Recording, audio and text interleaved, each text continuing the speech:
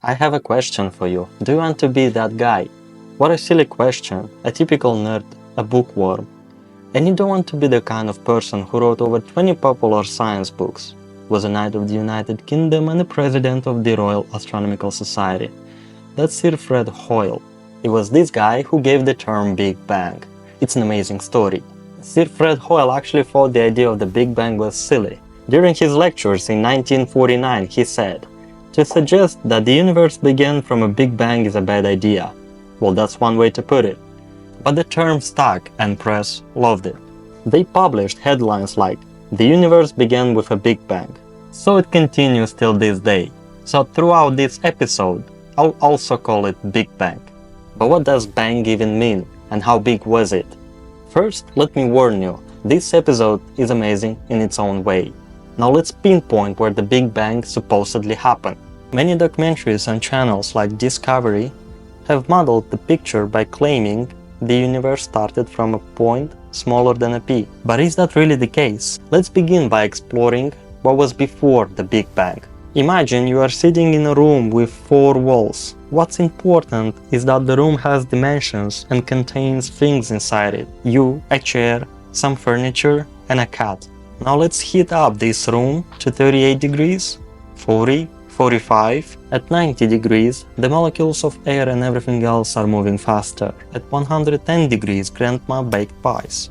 At 200 degrees, what about the cat? It died at 150 and you at roughly 180. What a pity, but we raised the temperature by another 525 degrees.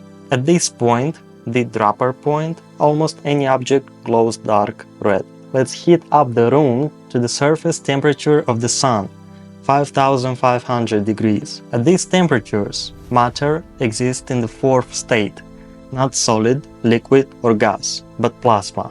When electrons are stripped from their orbits around nuclei, atoms and molecules become ionized. This plasma is what makes up the sun. Now let's raise it by another 100 billion degrees. This was the temperature of the entire universe, just 100 seconds after what we call the Big Bang. At this point, something strange happens in the room. Not only are electrons stripped from their nuclei, as in plasma state, but the nuclei themselves break down into protons and neutrons. The protons then break down further, releasing quarks and gluons. Eventually, our room is filled with quark-gluon plasma. The room would become a primordial sea of energy in a form unknown to us. Everything we know, understand and suspect about the universe just ceases to exist. If we rewind from this point, we get back to the Big Bang. The key is that all that heat and energy we pumped into the room was there from the beginning, 13.8 billion years ago. The universe started with that exact same amount of energy. It's a primordial form of energy beyond our imagination, but we know it was extremely compressed. The Hubble Space Telescope has provided us with a similar view, but on a cosmic scale. Here are 2 diagrams of the universe. On the left, you see the universe 1 billion years after the Big Bang. On the right, the universe as it's now, with a frame spanning 93 billion light years. The green circle on the right represents the observable part of the universe. This frame is just a small fraction of the entire universe. As you rewind closer and closer to the Big Bang, the green circle compresses into a point. This point represents the room where we heated everything to create extremely powerful energy.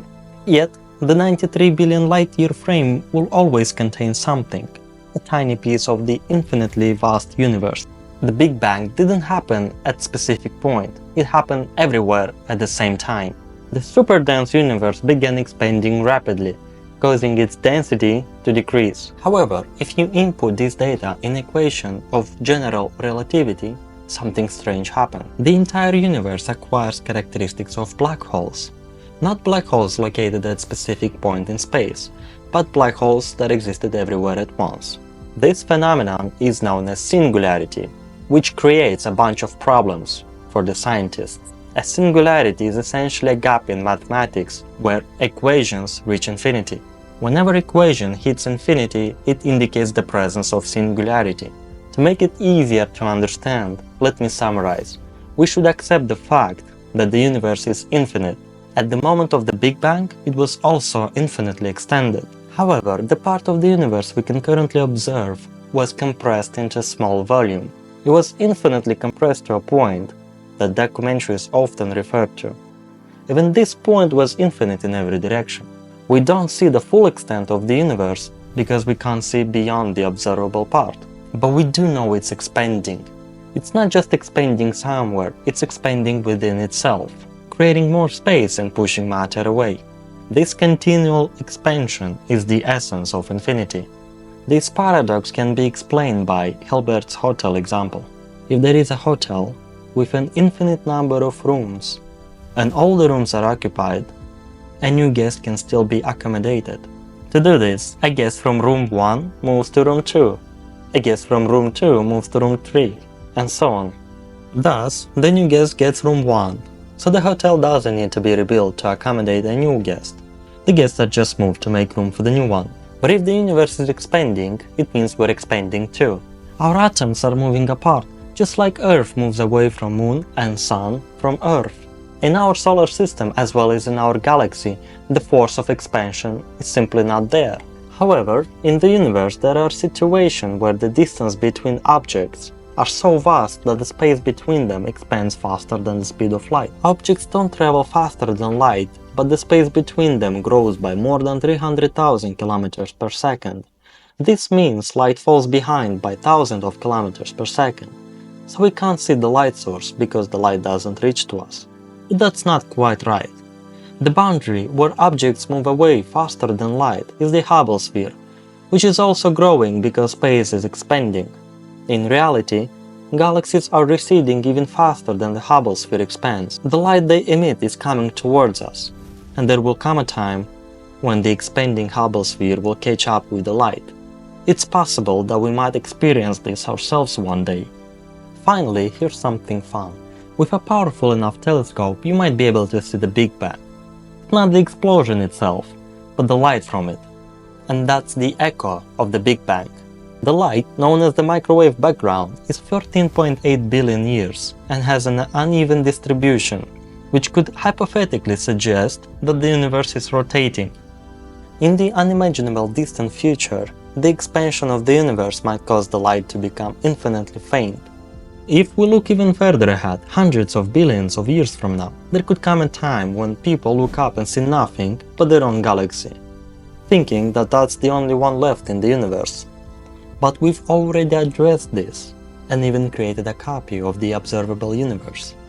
This is what it looks like if we printed it with a 3D printer. It's amazing how limitless human imagination can be. You might debate this, but there is one undeniable fact. Today, even though a blind person cannot see the universe, they can still touch it. And thanks for watching.